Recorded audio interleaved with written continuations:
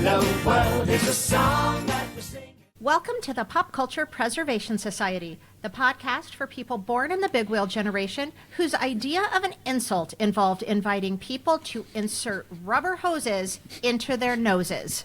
Sure. Up your nose with a rubber hose. Why wouldn't you? We believe our Gen X childhoods gave us unforgettable songs, stories, characters, and images.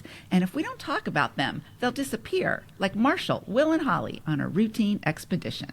And today, we're kicking off Season 17 with a book club tailor-made for disco-loving Gen Xers. We're celebrating the release of the book Fever, a complete history of Saturday Night Fever. I'm Carolyn. I'm Kristen. And I'm Michelle, and we are your pop culture preservationists. Welcome to Disco Book Club, the only book club that we know of that has disco as its guiding principle. Today's book club pick is made to order for the Gen X children of the Pop Culture Preservation Society, simply called Fever, a complete history of Saturday Night Fever by Margo Donahue. We are going to be frank with you right now. Today, we were looking forward to sitting here with Margo, the author of Fever. Her publicist reached out to us several months ago and basically said, "You would love Margo. You are going to be best friends." And it looked like a match made in heaven, not just the subject matter, but Margo was also a pop culture podcaster. She was like a sister from another mister. We were going to get podcast married. We were so excited to meet her. But a few weeks before our interview date, I wanted a little more info about Margo so I could be prepared. I didn't want to sound like I didn't know who she was. And deep into that search, it was not the first thing that popped up. Deep into the search, I found something that stopped my heart for a minute. I came upon a community of people coming together and mourning after reading an announcement of Margo Donahue's sudden death. And I thought, this can't be real. And truthfully, for about 24 hours, we were convinced that this was a cruel and inappropriate hoax. Mm-hmm. Because we couldn't find anything. We couldn't find anything. It was crazy weird. Uh-huh. Yeah. I like how you said, and it stopped my heart, because that's how I felt too. Like, wait, and it's like I didn't know her, but the fact that we had this connection of her coming on the podcast and everything, it made me feel like we did. We did know her. Yes. And I felt like no, because there would be something out there. So no, this isn't right. And I had just read her book, so I really did. As I read her book, I was getting to know her, and I did feel like I knew her, and I loved her. And so even though we had never spoken, this really was like a parasocial relationship. Like we knew this woman. So Carolyn very carefully, I mean, we had to have a lot of discussions about how do we approach this very unusual situation that we're in. So Carolyn very carefully reached out to Margo's publicist, who confirmed that yes, sadly, Margo Donahue had died very unexpectedly, just days before, less than a month before her new book was to be released. And like I said, it was such a crushing blow because I had just gotten to know her by reading her book. Like just reading her book, you get a sense of her voice, if that makes sense, It's like right? you're talking with her. And it really is. And they had just recorded a podcast episode about the book. Yeah. I mean, I feel like that had to have been days or moments. Like, and let's not forget, she had 2 other podcasts that are very popular that people are like devastated. They feel like they know her, much like our listeners feel like they know us. She had a legion of fans, and that's what we had stumbled upon, were these fans talking about how much they were going to miss her. And we don't have any information about what happened. Nobody does. We are all in the dark, and we are in shock, and we are so sad. So in tribute to her, and to give her and her book the recognition that they deserve, I'm going to read from her obituary, just so we can all kind of celebrate her together. Yeah. Author, podcast producer, and host Margo Donahue, a longtime Brooklyn resident, has passed away unexpectedly at the age of 58. Margo lived in Park Slope, Brooklyn for nearly 3 decades, where she built a close-knit circle of friends who became her chosen family. A passionate music lover, pop culture trivia expert, and writer, Margo co-produced the Book vs. Movie podcast for 11 years and the Dorking Out and What a Creep podcasts for 8 years. That's 3 podcasts, people, for the people that are counting. She was also a contributing writer to numerous outlets in the health and wellness arena and a featured guest on countless culture podcasts. This work led to the publication of Margo's first book, Filmed in Brooklyn, which chronicles the rich and long cinematic history of her beloved Brooklyn. Her second book, Fever, The Complete History of Saturday Night Fever, will be released on August 26, 2025. When she passed, she had already begun work on her next book, A History of the Movie Carrie. Margo had a sharp wit, a generous heart, and an encyclopedic knowledge of movies and television, particularly Monty Python, which shaped her wonderfully quirky sense of humor. She could quote Spinal Tap and Pride and Prejudice with equal ease, often in the same conversation. She also dreamed of one day retiring with her closest friends and recreating the Golden Girls lifestyle, complete with sarcasm, snacks, and found family. Margo was deeply connected to those around her, both people and pets. When she made a friend, she kept them, often for decades. Her loyalty ran deep, and her relationships were rich with humor, honesty, and care. So you can see what a loss this is. Mm-hmm. Yes. So obviously we were stunned to discover her death was in fact true, and we were just so sad. Yeah. And after a beat, obviously we're like, well, we need to scrap that episode on Fever. But then very quickly we knew that no, now more than ever, we needed to celebrate Margo's book, this passion project of hers, because by doing this by having this conversation we're about to have, it will keep a huge part of Margo alive. This book lives on through the people who read and discuss it, and to let it die along with her would be a huge disservice to the life that she put into it. Yeah, like you said, this is a passion project. This was personal for her. This is not just her job. Yeah, I mean, so now it's up to people like us to keep this going, to keep this book going. Right. In a way, I feel like she wrote it for us, for those people who grew up and had this really pop culture defining experience with Saturday Night Fever. And she has in the book a lot of the same questions that I have that she kind of answers for us. This book really was written for us, and what better way to honor her than to read it and discuss it and really be the beneficiaries of this gift that I think she was really giving a generation. And we're excited to share her work with you because really we are the most perfect audience for this book. We really are. I mean, extremely so. It's no wonder that her publicist reached out to her, and she's right. We were going to be the best of friends. So this is for you, Margo. To introduce you to the book, I'm going to read to you word for word the introduction because it's brilliant and it just tells you everything that you need to know about this book that is, like Carolyn said, it's written for us. And it says, whether you're a brother or whether you're a mother, it's impossible to resist the throbbing disco beats and lasting cultural impact of Saturday Night Fever. Released in December 1977, this low-budget disco movie was the surprise gift that kept on giving.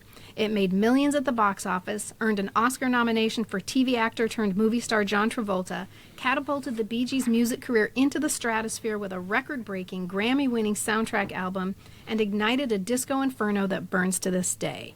From Travolta's iconic white polyester suit and legendary dance moves to the flashing lights and illuminated floor of the 2001 Odyssey Disco in Brooklyn, Saturday Night Fever captured the era like no other film and launched a phenomenon that changed the world forever.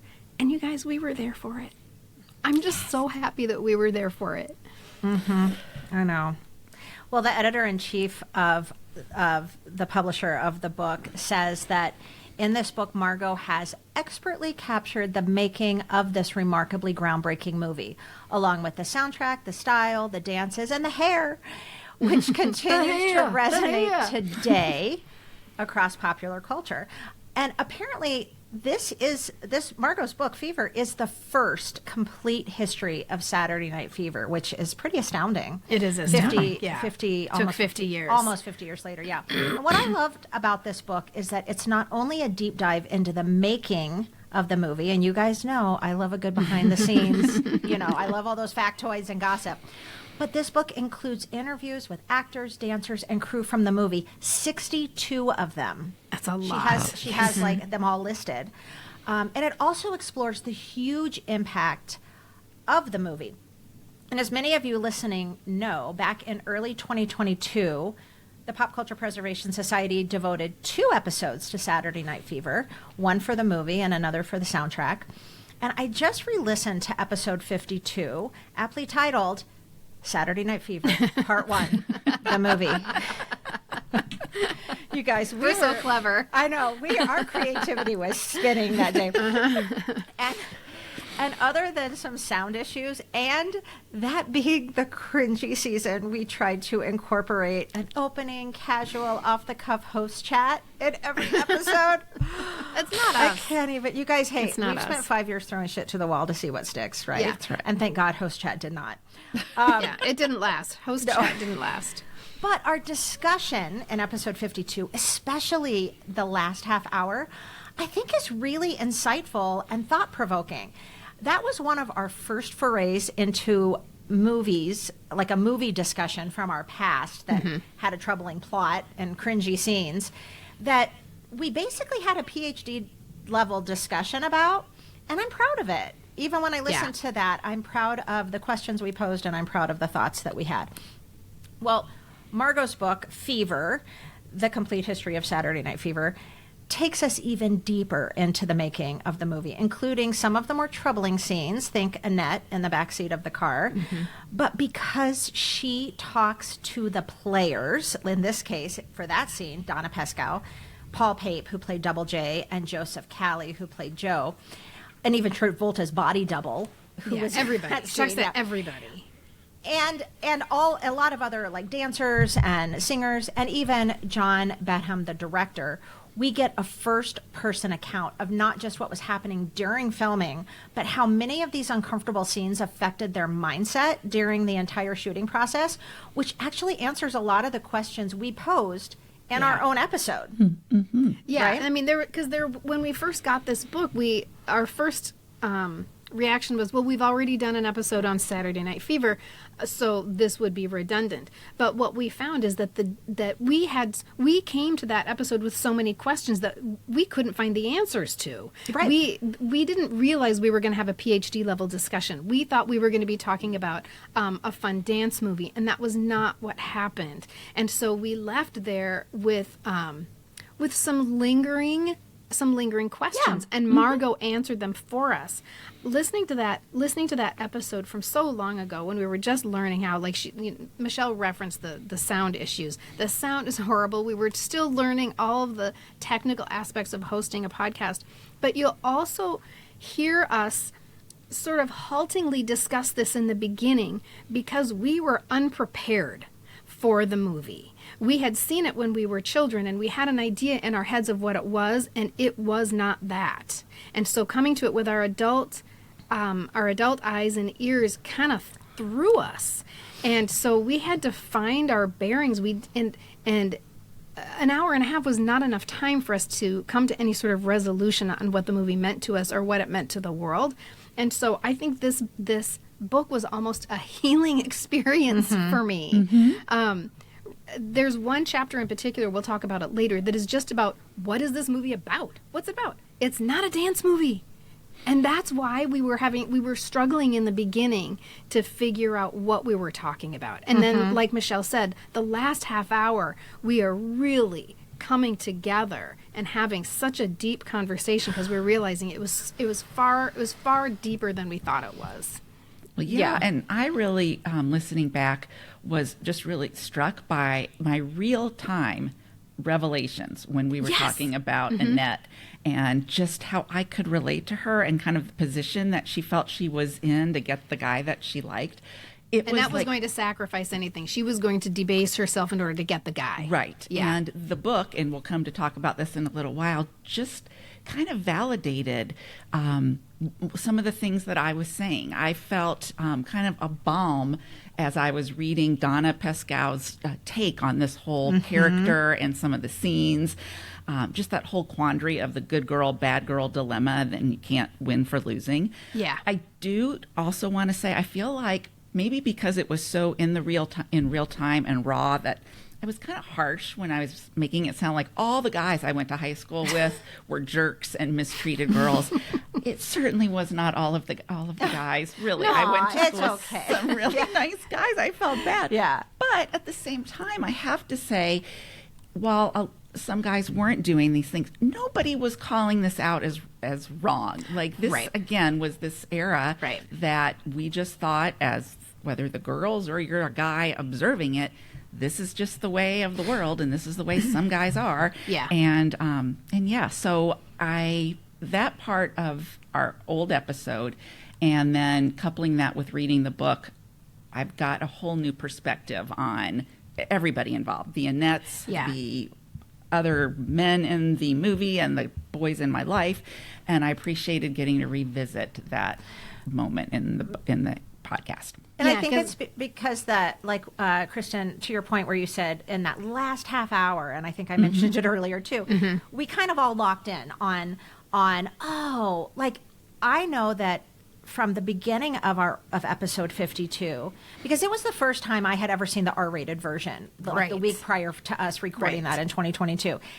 I was like, absolutely not. I can't stand this movie. I don't understand why. I don't understand any of it. By the end of our conversation, I had done like a 180. I had been like, oh, yeah, I do see a lot of it. And so I think now what Fever did for me reading Margo's book, and Carolyn, it sounds like for you as well, for both of you, is that because we got to hear from the players, because we got to hear from the writer, because we got to hear from the director, I felt really affirmed in where we all came to by the end of episode 52. I was like, we were right. That is the purpose of this movie. That was, but I certainly was different. You know, I certainly felt different at the beginning of that conversation. So I do feel like this. Yeah, I feel like the Fever, now I feel like I've gotten affirmation from all the people that were involved that, yes, this is what you were supposed to be looking for. And yes, feeling the shock and the disgust. The disgust. Whatever, that was okay too. Yes, you're supposed to feel disgust. You can feel both of these things together, and the relatability of it, which we'll talk about in a minute. I mean, the reason, like, what's the meaning of it. But it was like all the people who were a part of it officially were telling us, yes, it's all of it, guys. It's all of it. And I think here's a quote from the book that really made me feel better about the tussle that we had about, is this a disgusting movie or is this an important movie? Because the answer is both. And this comes from Barry Miller. I can't remember who he played. Somebody help me. Barry Miller. Well, one of the guys. One of John Travolta's friends. And he says, what really made the movie why can't I say it? What really made the movie a valuable piece of filmmaking was that it emphasized the emptiness of that lifestyle. It's a tremendously ugly movie. And if I had had somebody tell me that, I wouldn't have had such conflict. Right, because I went into it thinking, well, this is like one of the best movies of all time. I think I say in the episode I had seen that opening scene a lot. I do think in hindsight I had seen a lot of it, never all at once, but bits and pieces. The PG, the made-for-TV PG version. I want to talk about in a minute how they all felt when they were like, we're going to also film a version for television. Yeah. But I think if someone would have told me, it's okay to not like this movie, or it's okay to not to be disgusted by parts. You know what I mean? I would have felt like, oh, I have permission. Instead, I was like, I'm supposed to be loving this movie. Yeah, and I hate him. And I don't want any of these. I hate him, or I hate. Not as much him. For me, it was always I hated the things coming out of his mouth. Yeah, I hated who he was pretending to be. I hated some of his friends. I hated that kind of stuff. But I was supposed to. Who knew? Yeah, we didn't know that. Well, I don't think that I was given the permission. Industry even helped us with that. I feel like the whole marketing of the movie and the way that it was, especially when they realized it was getting some momentum and they made the PG version, they didn't harp or like let us feel that it was going to be icky. I never, until I was an adult watching it, didn't ever feel that way about Saturday Night Fever. It was a feel good, get on the dance floor kind of a movie. And to find out that that was not the intent originally, but yet I feel like the powers that be manipulated that a little bit after it kind of took off in a way that I don't think anyone foresaw. And they kind of played into some parts of it that weren't really what it was meant to be in the beginning. We got snookered a little bit. They wanted a wider audience. They wanted it to go to more theaters. And so Michelle will tell us about the PG version in a minute. But they filmed these 2 versions of the movie. So all of us children thought it was a joyful dance movie. And Margo, bless her heart, she goes right there. And there's a whole chapter called What's It All About, Tony? And she says the things that exemplify why we struggled. And I want to read this, just the beginning of that chapter so you can hear what I'm talking about. Okay, it's called What's It All About, Tony?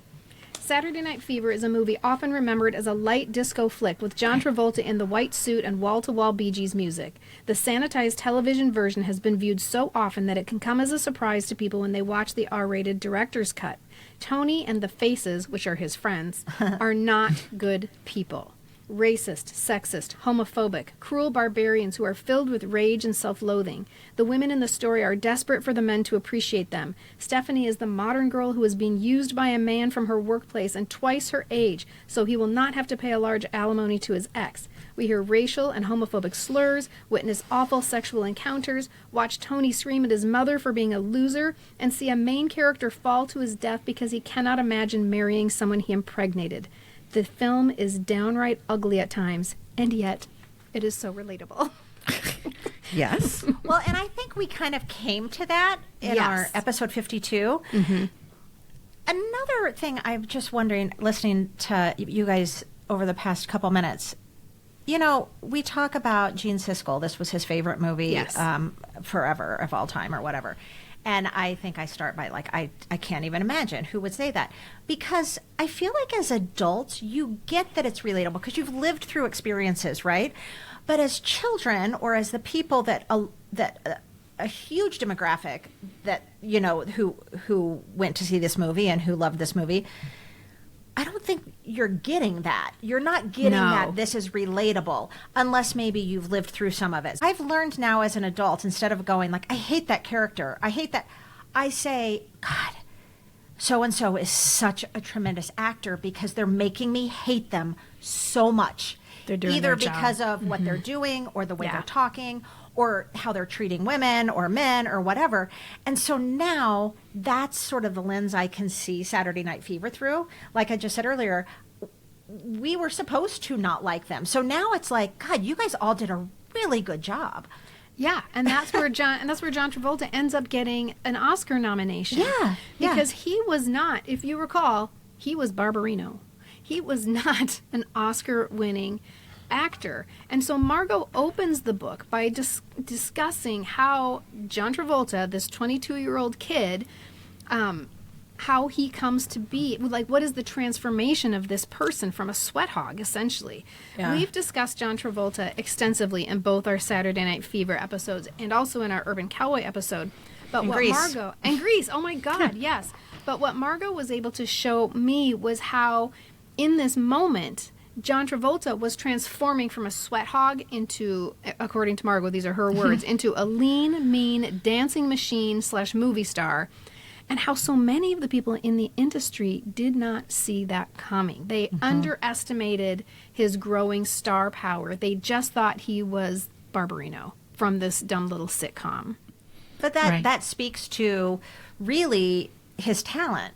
Because everyone is seeing him as this doofus, Barbarino. He wasn't at age, 18, 17. He wasn't Barbarino. So he's really talented to be able, because he was like this really sweet guy. He in high school, he was an outcast because all his friends were listening to rock music, and he just wanted to listen to like Pirates of Penzance. He just wanted to be a musical theater boy.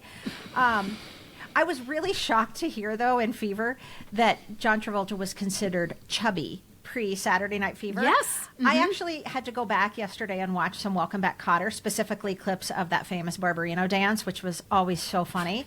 And, he's a string bean. Yeah, I don't know what that's all about. It's about the like 70s. He had a big butt. They kept talking about his butt. That's part of the transformation, because Tony Manero, the character that he's playing in Saturday Night Fever, is chiseled. He is rock solid. Yeah.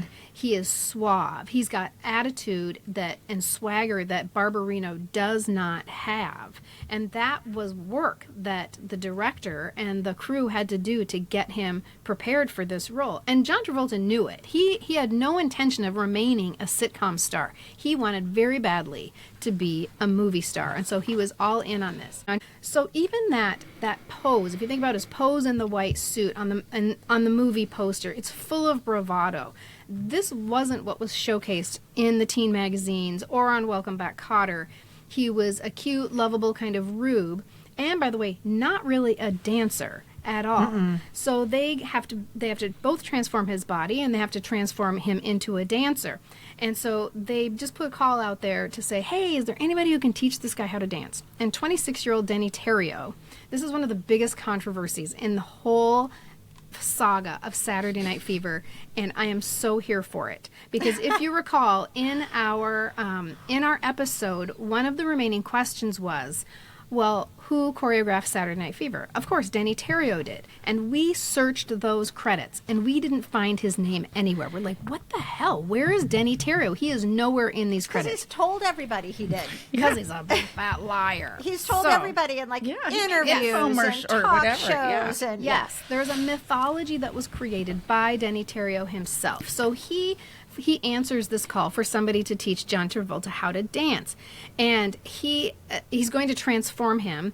Deney Terrio is not an instructor. He's not a choreographer, but he is part of a dance troupe called The Lockers, which, by the way, also included Tony Basil and Rerun from What's Happening. Fred Berry. Yeah. Fred Berry. But and you can just picture Rerun's dance. Yeah. And then now that's how I picture The Lockers dancing. Yes, that's exactly how it is. Exactly. So he works with Deney Terrio for a couple of weeks, but the director is concerned because when he's watching John Travolta dance with Deney Terrio, first of all, he says he's fat. He's too fat, which is such bullshit. And he's also he's breathing really hard. He's not in very good shape. So they hire the guy who trained Sylvester Stallone for Rocky. They hire him to get John Travolta into shape. And that guy hated Deney Terrio. Yeah, he basically said, everything, he's been teaching you to dance, right? But he says he's not conditioning him, which makes a lot of sense because he has to have stamina, right? So if he's dancing and hitting his moves and hitting his finger pointing up and down, but he's out of breath, that's not going to play well to the cameras. So this guy, he ditches Deney Terrio. And he forbids him. He's like, I forbid you from seeing Deney Terrio. And he begins a 3-month training period with John Travolta, running, doing calisthenics, and John Travolta drops 30 pounds. But Deney Terrio, he still asserts he was a choreographer in Saturday Night Fever. Yeah. He actually even said, here's a quote from the book. He says, every dance move that John Travolta did in Saturday Night Fever came from me. The finger point, the splits, knee drops, I invented all of it. And that's from a Financial Times article in 2012. And Margo just says, the above statement by Mr. Terrio is utter nonsense. Because, you guys, they say, I get they had a few dance sections. Yeah, it's true. Yeah, and over a few weeks. Several weeks in 1976. And there's one photo of them together, which is what is the source of the mythology. That's his John entire... Travolta has acknowledged that. Yes, he Deney has. Terrio. He started it, and it does say. I think I read in this book, Margo's book. I read several weeks. I also read a couple months. It was like after Welcome Back, Kotter was rehearsed for the night, they would go and practice their dance moves. But that's his total involvement in the movie. Mm-hmm. Everybody, the eventual choreographer Lester Wilson of Saturday Night Fever says Deney Terrio never spent one day on the set. Nothing. So he's not in the credits. He's not on the movie. He's not involved in the movie. So we all believed. We were like, this is outrage. Where's his name in the credits? Because we've been hearing Deney Terrio tell us for years he did it. He didn't. So he did have a contribution because John Travolta has been very generous to include his name in people that helped him prep for the movie because he, at the end of the day, he did. But as far as the choreography of all those dance moves, and especially of all the rest of them, Donna Pescow and all the guys who played the faces, they're like, we didn't know how to dance. Yes. We couldn't dance. So that was Lester Wilson. So what happened essentially was that Deney Terrio, from then on, packaged himself, literally packaged himself as the man who taught John Travolta how to dance. And his resemblance to John Travolta, and plus, this is very important, plus his friendship with Merv Griffin, talk show host Merv Griffin. Well, we know all about that. Is what sort of gave him the entree into the world of TV talk shows. And he started going on TV talk shows to both dance and talk about how he did Saturday Night Fever. But none of it was true. No. And then, of course, Merv Griffin sees the rise of disco coming from this movie, and he wants to capitalize on it. So he knows exactly who to tap. He's going to take his buddy, who looks like John Travolta, and make a new show called Dance Fever, and it's all predicated on the fact that Deney Terrio taught John Travolta how to dance. God, you guys listening, if you want just some good laughter, first of all, just go to the YouTubes and watch old episodes of Dance Fever, and then listen to our episode on Dance Fever, because we're laughing until we can't breathe. Just describing how Deney Terrio half the time, it's like he's improving. It's horrible. He doesn't know what he's doing, and so he just starts like doing the same move over and over, and they're not even like good moves. No. Yeah. We were really duped. I'm really... And then he kisses them all. Ugh, he's like the Richard Dawson of the dance TV shows. It's gross. And it's quite a disservice to the actual choreographer, who really was responsible not just for that solo that John Travolta did, that iconic dance solo that he did. He choreographed every movement of every person in the film. So that means the people on the dance floor, the extras who are that are on the dance floor. He's teaching them how to dance and giving them the moves that he wants them to do. He's trying to give the movie a certain flavor. That means he's choreographing John Travolta's movements that aren't even dance.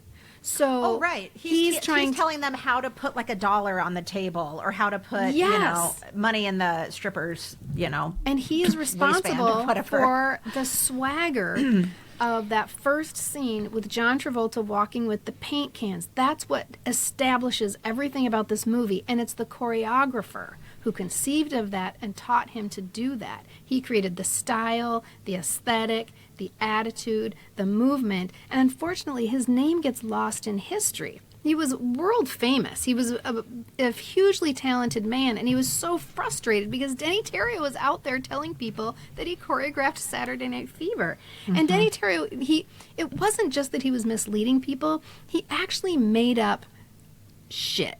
Like, he told people that he was fired from the movie. He told people that Lester Wilson, barred him from the set. None of this is true. He was never a part of the movie. He still doubles down on it from what I've gathered. Yeah. It's not like he said, oh, yeah, gig's up. You've found all the evidence to not support me. No, he is dug in. No, because it's not like it's his word against Lester Wilson's. Because in Margo's book, like I said, she interviewed 62 people, and many of those people come out and say, no, he was never on set. He was never Motion. There. One of the women from Motion, if you recall, Motion are the two women who dance with Deney Terrio on Dance Fever. And she actually was an ally of Lester Wilson's. She studied with him, and she said how painful it was to listen to Deney Terrio in interviews. Because Motion, they're his arm candy. So they have to sit there with him, mouth closed, I'm sure, don't say a word, while he would spin these tales. And she's, in her own words, this is what she says: we had to sit there and listen to him blow smoke up his own butt. You know what? It's shocking, isn't it, how someone can just lie and lie and lie, and everybody believes them. Interesting. And blow smoke up their own butt. All right, I wanted to talk just a little bit about the R versus the PG rating, because I don't know that until 2022, when we recorded episode 52, that I was realizing that it wasn't just like, then they took the actual version and they made some edited for TV. They actually shot many of the scenes side by side. And so the language in the R-rated Saturday Night Fever, which I think we can all agree is offensive with a capital O, and I'm not talking about the swearing, because that doesn't fucking bother me at all, but the racist and sexist and homophobic and just wildly cringe-worthy comments, it was very important to writer Norman Wexler and Robert Stigwood, who was the producer, as well as the actors, because they insisted it made this film gritty. That was their intention. Ding, ding. Yes. Success, right? I mean, for sure. I would say that's why we don't like them.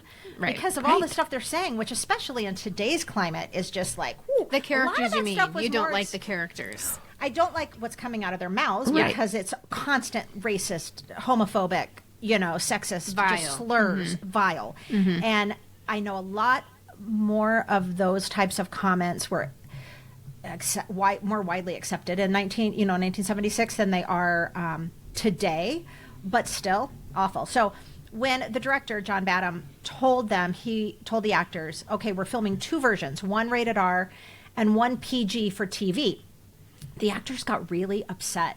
And so what you hear in the R-rated version, he says, is actually a lot worse than what was written in the script, because they just started throwing in more fuck yous and shits and everything, because they were like, fine, then let's go, right? And they actually resisted filming second takes, because remember, like I said, he's like, we're going to film it R-rated with all the language, but now right after that, we're going to film the PG, the TV version. And they resisted filming those second takes without the language because they argued it's ruining the purity, the grittiness of this movie. Which is why we're here. Like, this is what this movie is about. Yes, that's what this story is. And actually, to be honest with you, I'm not sure it works that well without it, to be honest. No, it doesn't. But I think this is funny. They say once they learned about residuals, the director's like, let me tell you what a residual is, everyone. They got why it was important to film a TV appropriate version, and then they were all like on board. But yeah, don't you guys think that the story, and maybe that is another reason too, that when I watched it, or the scenes I would see, the PG version, it doesn't really work. It doesn't make sense, because they're like, you need to know sort of how vile they all what are. we're overcoming. What are we overcoming here? And when I say how vile, I understand now it's because of the culture they were raised in and the positions they find themselves in and how they want out and blah, blah, blah, blah, blah. But it doesn't really work if they're not slurring and slinging all these horrible phrases around. And the whole scene with Annette. Yeah, there's no rape scene in the PG version. It's 2 different movies. I mean, one is a film, I want to say, that has a plot and actors and all those things you were saying, the grit. The other one, to me, it's almost like you could fast forward through parts. There were moments, there were the scenes that we remember, the iconic dance scenes. All that other stuff, who knows? I probably, if I had fast forward as an option, I maybe was not even listening. The story to some wasn't of those. important to you. No, you were it looking was for more the dance entertainment. scenes. Yeah, Exactly. I bet I did the same thing, Carolyn. Yeah. Like, if someone had it on VHS, I was like, let's get to the dancing. And I couldn't have told you. Music. I couldn't have told you what the story was. I had no idea until we watched the R-rated version, and I was like, "Oh my God!" I did not even know what this movie was about. And then I was harmed by the predicament of these people. But I understood that there was now a story arc, that these people are trying to be, or at least Tony Manero, John Travolta, is trying to rescue himself from a life that he doesn't want. You don't get that in the PG version. You're just waiting for the dance scenes. They have to be. There's no marriage of that story that you just described and the character. If they are not, saying all the fuck yous and the slurs and the way they treat people, because you also aren't, like I said earlier, they didn't really expect you to like them. You didn't have to like them to understand how this was a relatable story for so many people. Right. So in that PG version, it wasn't copacetic. Right. If that makes sense. I don't know if I used that word right, but people that just kind of remember the PG version, I would have said it's about a dance contest. Yes. If I had to sum it up, I would have thought it was about a dance contest. And, Absolutely. Even surprised, I think I remembered that Donna Pescow, I didn't need Donna Pescow's part. I just wanted. What is she there for? If there's no rape, not that we wanted a rape scene, my No. God. And that was one of the things in our episode that we did. Like, that rape scene was so painful. It was so painful, and it was very difficult for us to rationalize why we were sitting there watching it. But now you can understand that as a piece of the movie, it shows what this what Tony was trying to escape. I'm trying to escape being friends with people who rape people. I don't want to be friends with you people. You're not good people. And it was also what, it told so much about all of the characters in that one scene. I mean, yes, that is the major storyline, plot line, John Travolta's character trying to get out of all this. But it's also Donna Pescow playing that character so well in that scene and realizing the stuckness. I mean, that's also the part I came out of this with, is how everybody's kind of stuck and almost has to resign themselves. And maybe John Travolta's character is the one that sees some kind of way to get out of it. But it's this resignation of, I'm a woman in this, whatever. I'm a woman in this culture, in this environment. This is the way it's got to be, and it's heartbreaking. She says in Fever, because like we've said, listeners, Margo Donna Pescow is someone she talked to. God, let's try to get her on the podcast. That would be kind of cool, right? And in Fever, it says at one point, Tony asks her in the PG version. I think we all know how the words change in the R version, but he asks her if she wants to be a good girl or a pig. She replies, I don't know, both. But in this world, she is stuck. If she doesn't get married and have babies soon, she'll be looked upon as an old maid. A horrible fate for nice Catholic girls. She believes she is aiming high with Tony because of his good looks, completely ignoring that the man and his friends are misogynist creeps who barely see women, even family members, as people. So she's stuck. She feels stuck. She's like, I don't want to do this, or I don't want to be chasing him, but I also don't want this other life. And there's a really great chapter in Fever all about Annette and about that scene and about how it was shot, which you guys, like I said earlier, I love all these behind the scenes things about the guys who play the faces that are in that car with her. But by now they've all gotten to be friends. And they just felt terrible. They felt awful. And they all just are so complimentary of Donna Pescow, like how she just was like, no, you just go for it. Like, you just we have to do this. That helped. I love stuff like that too, though. That helped me. Good. That helped me. Guys. Yes. Right. That these, it was sort of like being at camp. These people they were all young. They're all in their early 20s, and they're doing this project together that's something that's very important to them, and they become like campmates, like bunkmates, and they all love each other. And now 5 of them are supposed to rape their friend, and like you said, it was how do you do that? They were acting, of course, but how do you pretend that you're harming somebody that you now love? And it helped me so much to read that, because to their credit, when I'm watching it on screen, I hate them. I hate them. Exactly. That's what I was saying earlier. Yes. They're good actors then, So they've done their job, and it just soothes my soul a little bit to know that they didn't take that lightly, that wasn't just, it's the 70s and people got raped all the time, that it was something that they took seriously, and it was not easy for them. Right.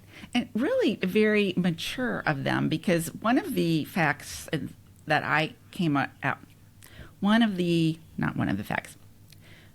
things that I learned that I was most surprised with was just how young and inexperienced this cast was in terms of their acting. I mean, Paul Pape, who you referred to before, this was his first movie role. I mean, it's not like they'd been gone to professional acting school for years and had all these films under their belt.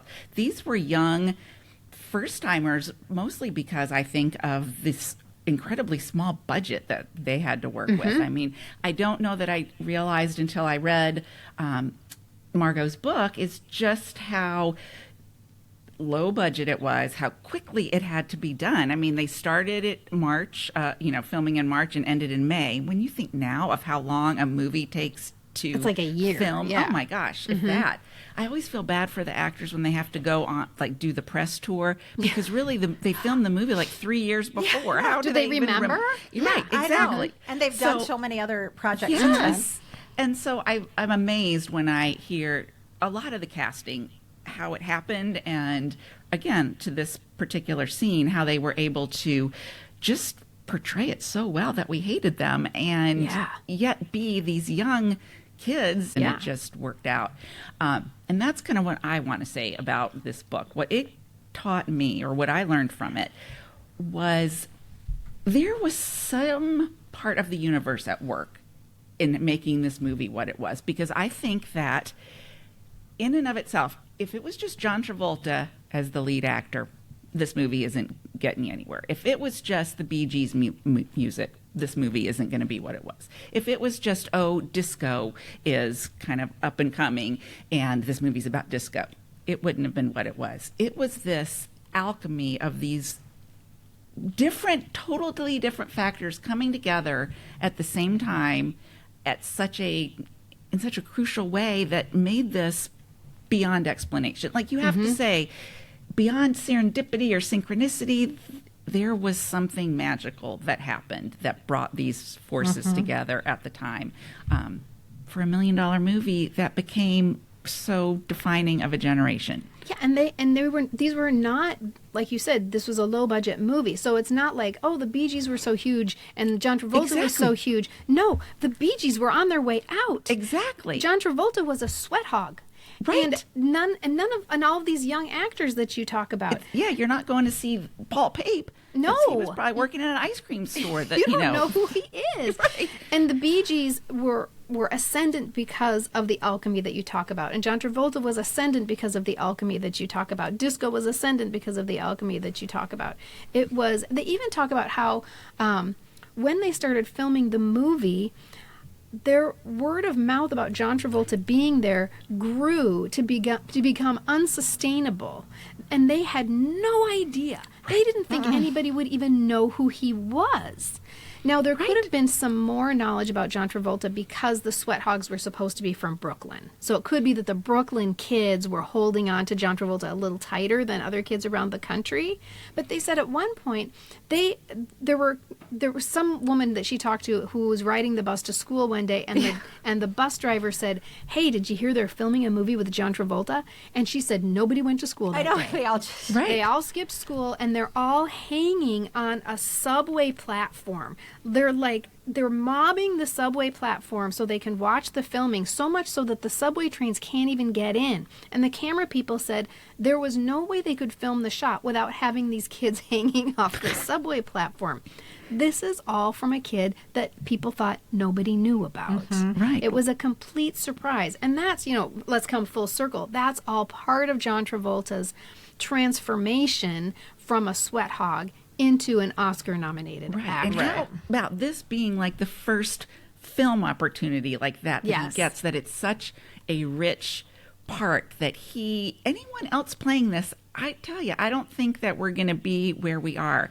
And another thing that Margo pointed out, too, was that television actors didn't go into film that easily. No. Like, you were either a television actor or you were a film actor. So to go that back and forth was not that common. And also that the people that knew who John Travolta was were the younger people. And so initially, Saturday Night Fever is not aimed at this group. It was the gritty kind of, rated R adult angle that I think they were first going into this movie with. So I don't even know that when they hired John Travolta, I mean, what was it, $1 million a contract for three films? For three movies. Three movies. In total. He didn't know his value then, and they certainly didn't know his value. So I think that was all discovered after the fact. And then, again, because of all of those pieces that came together just at the right time. I mean, give it a year before, give it 6 months before, whatever. Yes, it's not going to. Yes, the timing was like the stars were aligning because he was positioning himself to not be a sitcom star. He had no intention of being a sitcom star,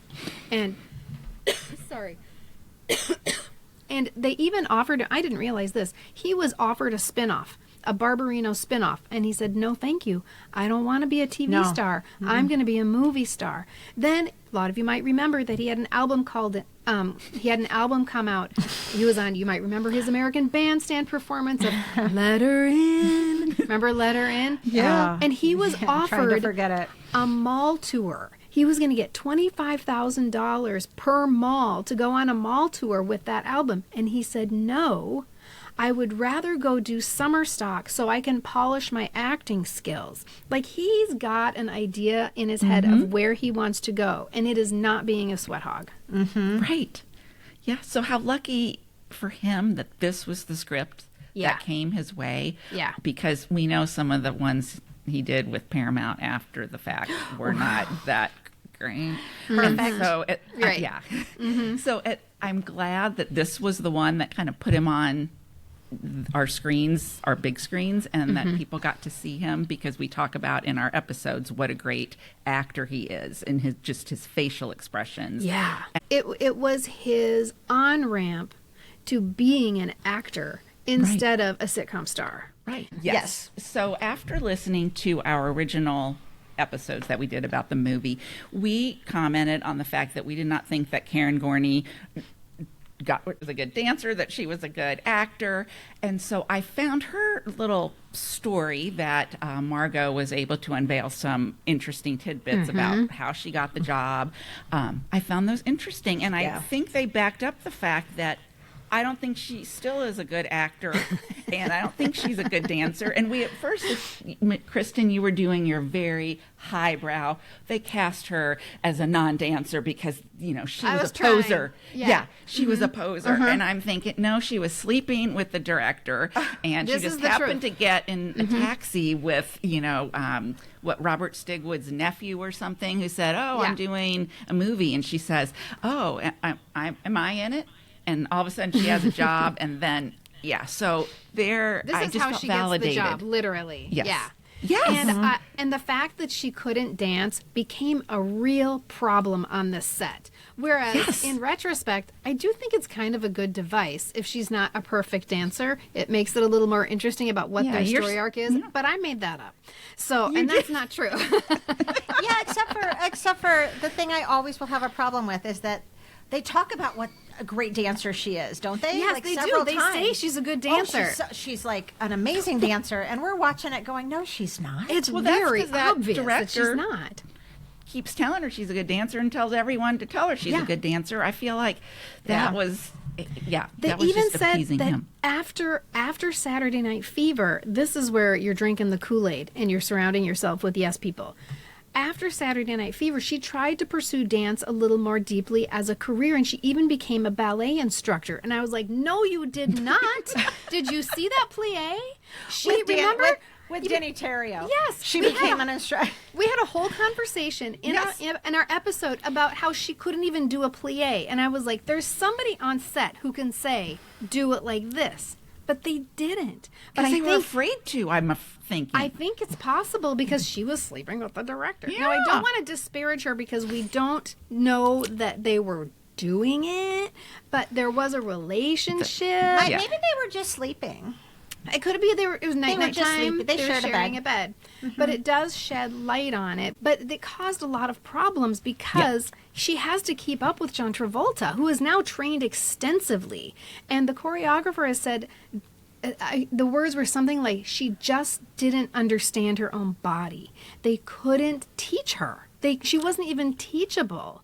And so it was very fast, right? It was only a couple of weeks before they started shooting that she was even cast. So she didn't have these months of preparation that John Travolta had. So you'll see in the movie that there is a place where she doesn't lift up her head and you can't see her face, and she has funny hair. That's because it's a body double. Because she could not master this dance routine believably. She couldn't do it. Deney Terrio. That would be hilarious. He was probably so pissed. Yeah, I could be Karen Lynn Gorney. And the person who was the superior dancer was Donna Pescow. Yeah. She was really quite good, and she could keep up with him. And that scene where she's dancing with John Travolta is adorable. And that's where you really become a fan of Annette/Donna Pescow. You're like, I really want the best for her. And then he just shits on her. Tony Manero. So there's one chapter in Margo's book that we're not going to talk about today because I think it deserves its own episode. We've only ever touched upon and danced around the 1983 debacle sequel to Saturday Night Fever called Stayin' Alive. It is a bonkers movie. Carolyn and I are shaking our heads. I know. And please understand, I loved this movie. I lapped it up, but it was horrible. It was really, really bad, but I didn't care. I loved it. But Margo has a whole chapter devoted to it, and she answered so many questions for me.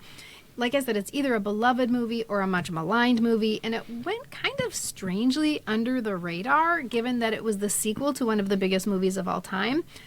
And in my original conclusion for this episode, I had written this gracious invitation to Margo to join us again so we could talk about her chapter on Stayin' Alive. I am so sad that we can't make that happen. But in tribute to her and her beloved Brooklyn, we look forward to another Disco Book Club featuring her book Fever and Margo's research on Stayin' Alive. I'll watch it. Yeah, for sure. And I'll try not to hate watch it. Yeah, but I kind of want to now. No, hate watching, it would be Yeah. easy to hate watch it. And it's funny because and I'll reference this again, in the chapter they do say, for some reason, people have memorized pieces of dialogue from that movie, despite the fact that it is so much maligned. And as soon as I read that, the lines started coming out of my mouth. I wrote it. I actually wrote the lines in the margins of the book. I knew the dialogue. Here's a question for you then, Kristen. Pirate movie with Christopher Atkins and Christy McNichol, or Stayin' Alive? Stayin' Alive. Which is better or worse? Well, what depends on your definition. Or are they about the same? That's apples and oranges a little bit. Okay, yeah, apples probably, and oranges. Yeah. But what am I going to enjoy more? Definitely Stayin' Alive. Sure. It is bonkers, and we'll talk about it someday. Okay, we'll do it sometime. Yeah. Mm-hmm. Well, speaking of enjoying, we think that you all will enjoy reading Fever, A Complete History of Saturday Night Fever, and you can purchase that wherever you buy your books. But we would love you to consider buying it from bookshop.org using the links that you can find in our show notes, on our website, and in our link tree on Instagram and Facebook. Because buying from bookshop.org benefits small, independent bookshop owners instead of billionaires. And when you use our links, those proceeds are also shared with us. So this is another way that you can help support this podcast, and we greatly appreciate it. And we have a whole shop on bookshop.org. So we have many other books that if you're a reader, you like books about Gen X pop culture history, or just a lot of the books that the three of us, we're all avid readers, so the three of us are loving, go check out our shop on bookshop.org. And we would also like to thank our supporters on Patreon who pledge monthly donations to help us pay our bills. You can find a link to our Patreon page and all the places Carolyn just mentioned, show notes, website, and Linktree. And one of the ways we say thank you is by mentioning a group of them by name at the end of each episode. So today we're giving a special shout out to Joy, Carrie, Carol with a K, Terry, Victor, Colleen, Tam, Lisa, Kieran, Carolyn, Diane, Jill, Terry with an A, T-A-R-I, Teresa with an H, and Deb. Thank you, everybody. In the meantime, let's raise our glasses for a toast to Margo Donahue, author of for sure. Fever, A Complete History of Saturday Night Fever, and courtesy of the cast of Three's Company, to good times. 2 happy days. To Little House on the Prairie. Thanks, everybody. Cheers, everyone. The information, opinions, and comments expressed on the Pop Culture Preservation Society podcast belong solely to Carolyn, the Crushologist, and Hello Newman, and are in no way representative of our employers or affiliates. And though we truly believe we are always right, there is always a first time.